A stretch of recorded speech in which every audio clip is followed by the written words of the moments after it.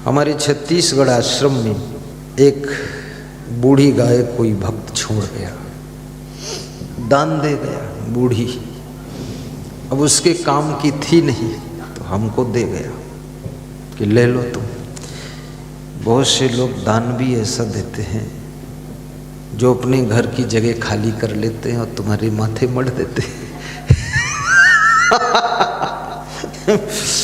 दे दिया तो एक गाय आई, 10 दिन में 4-5 गाय और लोग दे गए उसी तरह की, बूढ़ी, लूली, लंगड़ी, कमजोर, दुर्बल, निर्बल।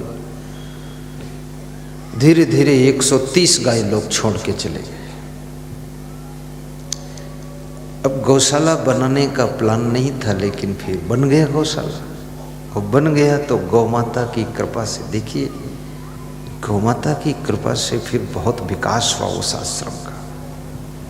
जब तक गौशाला नहीं था तो वहाँ बाथरूम भी कितने थे, बस 2 ही बाथरूम थे। और गौ माता जिस दिन से पहुंची हैं वहाँ पर कम से कम 30-35 तो बाथरूम 40 बन गए। और उसमें भी आश्रम का पैसा नहीं लगा, भगत का पैसा नहीं लगा, सरकार ने बना दिया।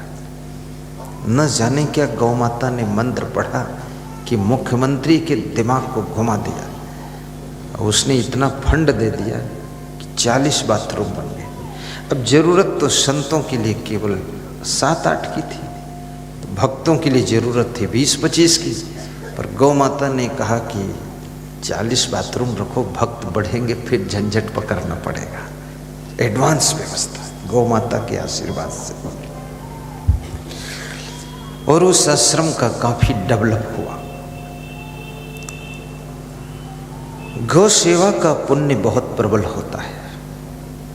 सेवा का फल तो कभी खाली नहीं होता है, वंचित नहीं जाता है, फल तो मिलेगा ही आपको। सेवा करके तो देखो, चाहे गौ माता की सेवा करो, अपनी माता की सेवा करो, माता की सेवा करो,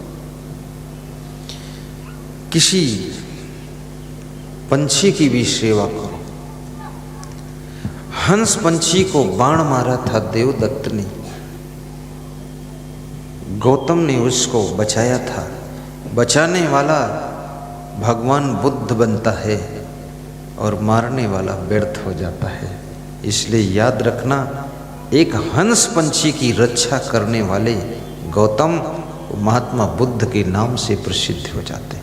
भगवान बुद्ध कहते हैं। मैं निवेदन करूंगा, कोटा शहर में हमारे भक्त रहते हैं, पुलिस अफसर हैं, बहुत उनका प्रेम है, ओम प्रकाश नाम है। उन्होंने मुझसे एक कहानी सुनाई थी कि ज्योतिषी ने मेरा हाथ देखा और कहा आपका एक्सीडेंट होगा 7 दिनों में। तो मैं थोड़ा सावधान हो गया। मैं घर गया, घर से साइकिल से आ रहा था, मेरी प्यास लगी। रास्ते में इंडिया मार्क का हैंडपंप लगा था, उसमें पानी पीने लगा। पानी पीकर खड़ा हुआ, देखा 10, 20, 50 गायें दौड़ती आ रही हैं हैंडपंप की तरफ। मैंने पूछा ये क्यों आ रही इधर? लोगों ने बताया ये गायें प्यासी हैं, दौड़ इसलिए रही हैं क्योंकि नल के पास जो गड्ढा है, गड्ढे में थोड़ा पानी है, जो गाय पहले आएगी वो पी लेगी, जो पिछड़ जाएगी प्यासी रह जाएगी, इसलिए दौड़ के आ रहे। पुलिस का जवान देखिए, जिस पुलिस को लोग कहते हैं बहुत खराब है, तो उसने कहा कि मैंने फिर हैंड पंप का हत्था पकड़ा और 3 घंटे पानी चलाया और सभी गायों को पिलाया। उसके बाद मैं साइकिल पकड़ा और कोटा शहर तरफ आया और एक्सीडेंट हुआ। हाथ में थोड़ी चोट आई, 7 दिन में ठीक हुआ, सर्विस जाने लगा। ज्योतिषी मिला, उसने कहा एक्सीडेंट नहीं हुआ तो मरे क्यों नहीं? बोले मुझे तो नहीं पता, लेकिन एक्सीडेंट हुआ, पर हुआ कुछ नहीं और मैं बच गया। बोले क्या इतने दिनों में कोई पुण्य का कार्य किया था? बोले और तो कुछ किया नहीं, लेकिन हैंड पंप चला करके गायों को पानी पिलाया। बोले बस उसी पुण्य के प्रभाव से तेरी जान सुरक्षित बच गई है।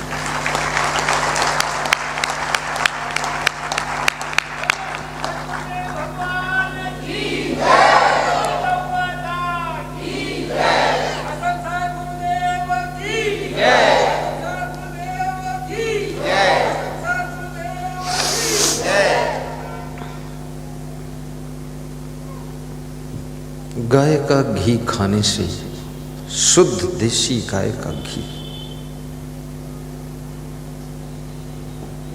आपके शरीर में 50 बीमारियों को पैदा होने से भी रोकता है। थोड़ा सा आधा चम्मच लीजिए। बहुत सी कंपनियां गाय का घी बनाकर पैक करके बेचती है। मुझे नहीं पता वो शुद्ध है कि थोड़ा सा अशुद्ध है, पर लिखा शुद्ध है उसमें। पर अगर शुद्ध खाना है तो 1 गाय पालिए, 2 गाय पालिए, अगर जगह सेटिंग बन जाए तो पालिए। राजस्थान में पचपेड़ा में 4 लाख गाय रहती है। वो साधु संत को, उन भक्तों को, गौ भक्तों को व्यास आदि धन्यवाद देती है। 4 लाख गायों की सेवा, वो भारत देश की सबसे बड़ी गौशाला है, शायद विश्व की सबसे बड़ी गौशाला हो सकती है।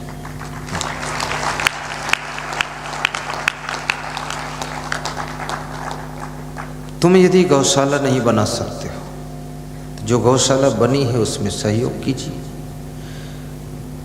और तुम यदि 4 लाख गाय नहीं पाल सकते हो तो 4 गाय पाल लीजिए।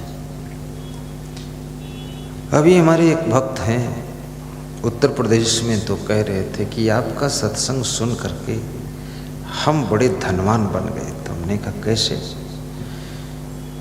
बोले आपने सुनाया था कि गाय की सेवा करो, दुधारू जानवर भी पालो। तो मैंने पहले 2 गाय पाला। तो उसमें एक बूढ़ी थी, कमज़ोर थी, दूसरी अच्छी थी। जो अच्छी थी वो 20 लीटर दूध देती थी, जो कमज़ोर थी वो कुछ नहीं देती थी। तो उसका 20 लीटर दूध में 18 लीटर में बेचता था। उसी के दूध के प्रॉफिट से कमज़ोर गाय की सेवा करता था। और उसके दूध से इतना प्रॉफिट हुआ गुरुदेव कि एक मैंने मोटरसाइकिल खरीदा। तो मेरी वाइफ ने कहा कि और गाय बढ़ा लो, तो मैंने 10 गाय कर दिया है। फिर वाइफ ने कहा 10 भैंस भी कर दो, तो 10 भैंस कर दिया। अब गुरुदेव 2-3 कुंटल दूध बेचता हूँ, मकान भी बना लिया हूँ दूध से, कार भी ले आया हूँ, और 2-4 बूढ़ी लूली लंगड़ी गायों की भी सेवा करता हूँ, बाकी दूध वाली भी रखता हूँ। याद रखना। हमने कहा तुम्हारी वाइफ? बोली वो तो कभी बीमारी नहीं होती है, क्योंकि वो 20 गाय भैंस को डील करती है। कहीं पड़वा भागता उसको रपटाती है, कहीं बछड़ा भागता उसको दौड़ाती है, कहीं बछड़ा की रस्सी वो खींचती, बछड़ा उसको खींचता, दोनों में ताकत आजमाने की कोशिश होती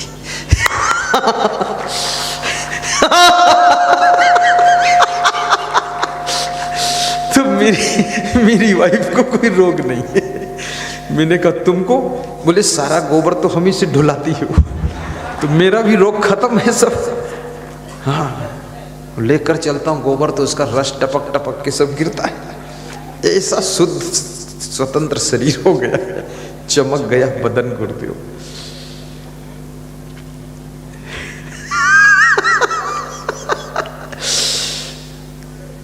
तुम भी थोड़ा ऐसा कुछ पशुओं की सेवा कर लिया करो। शहर में हो, जगह नहीं है, तो गौशाला में सहयोग कर दो। और ये भारत देश ऐसा है, हिंदू संस्कृति ऐसी है। हिंदू संस्कृति की बहुत सी विशेषताएं हैं। कई मुस्लिम भाई हिंदू संस्कृति में आकर्षित होते हैं और हिंदू संस्कृति की प्रशंसा करते हैं कि वास्तव। पहली बात तो हिंदू संस्कृति में जननी माता का बहुत सम्मान है। हिंदू संस्कृति में जिस माँ ने जन्म दिया है, पिताजी का भी बहुत आदर का स्थान है इस संस्कृति में। दूसरा, हिंदू संस्कृति में एक विशेषता ये मैंने देखा कि इसमें साधु बनने की भी सुविधा है, साधु बन सकते हो। दूसरी संस्कृति में साधु बनना भी थोड़ा कठिन है, क्योंकि उसमें रूल्स नहीं है, इसमें रूल है, रास्ता है। मैं हिंदू संस्कृति को धन्यवाद देता हूँ, हमको साधु बनने का मौका मिला। तीसरी इसकी सबसे बड़ी विशेषता है हिंदू संस्कृति की कि हिंदुओं में सफाई शुद्धता भी बहुत रहती है। इनकी संस्कृति में लिखा, दीपावली का पर्व ही सफाई शुद्धता का पर्व है। होली का पर्व सारा कचरा जला देने का पर्व है। हिंदू संस्कृति शुद्धता की संस्कृति है। चौथी विशेषता हिंदू संस्कृति में एक और बात है, इसमें मेहमान का बड़ा सम्मान है, बहुत आदर है। अतिथि देवो भव। श्वेतेश्वर उपनिषद में कहा गया है कि अतिथि देवता के समान होता है। अतिथि का सम्मान है इसमें। माँ को देवी का स्थान दिया गया। मातृ देवो भव, पितृ देवो भव, अतिथि देवो भव, आचार्य देवो भव। ये श्वेतेश्वर उपनिषद के मंत्र है कि माँ देवी का रूप है, पिता देवता का रूप है, अतिथि देव के समान है, और आचार्य यानी गुरुजी जो तुम आत्मज्ञान दे रहे हैं वो भी एक परम देवता है। ये देवता कितनी उदारता कि सब देवताओं का स्थान इसमें। और इसकी पांचवी विशेषता एक और है कि हिंदू संस्कृति दयालु संस्कृति भी है। इसमें मैंने जितने महात्माओं को देखा वो सब दयालु है। सबकी यही संदेश की बातें हैं कि जीव दया और आत्म पूजा, कहीं कबीर धर्म नहीं दूजा। तुलसी दया न छोड़िए जब लग घट में प्राण, पाप मोले अभिमान। तुलसी दया न छोड़िए जब लग घट में प्राण। जिसके दिल में दया का खजाना नहीं।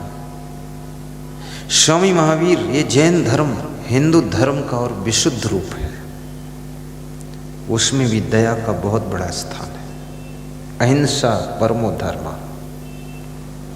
अहिंसा और दया, करुणा और प्रेम, नाम अलग अलग है, मौलिक रूप इसका एक ही है। और हिंदू संस्कृति में एक छठी विशेषता और है, वो ये है कि बड़े बड़े परिवार आपस में प्रेम से रहने की साधना भी इसमें होती है। 10 लोग, 20 लोग, 50 लोग। और मैं तो कहूँगा तुम सौभाग्यशाली हो जो तुम्हारा जन्म हिंदुस्तान में हुआ, इसलिए सत्संग मिल रहा। मैं विश्व के 8 देशों में गया हूँ, हिंदुस्तान जैसा किसी देश में कोई आनंद हमको नहीं दिखा।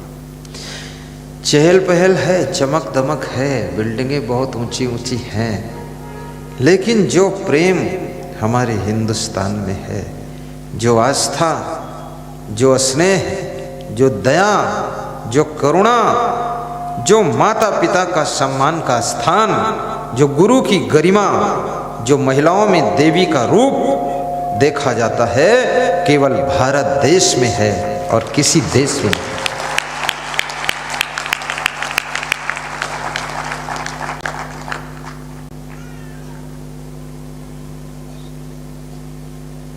भारत देश में थोड़ी भी समझ हो तो कोई भूखा नहीं सो सकता है। यहाँ भंडारे भी चलते रहते, अन्न क्षेत्र चलते रहते।